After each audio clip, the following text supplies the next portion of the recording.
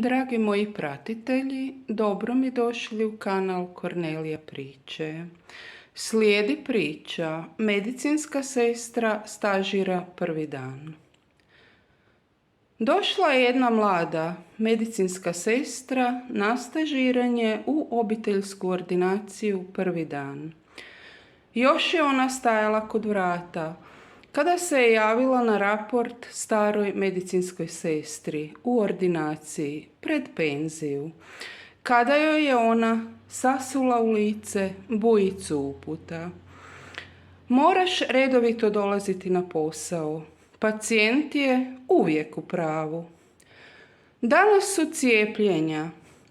Ti ćeš sve upisivati u kartone. Pomagat ćeš i sestri Dari. I tako redom. Upute stare medicinske sestre, mladoj stažistici, potrajale su dobrih 20 minuta. Sve vrijeme stažistica je mirno stajala kod vrata i strpljivo slušala dane joj upute.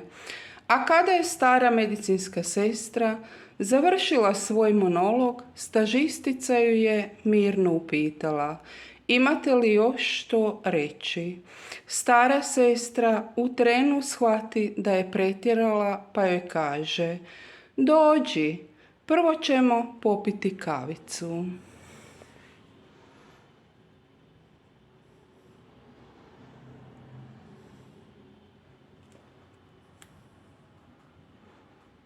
Do sljedećeg susreta. Bog.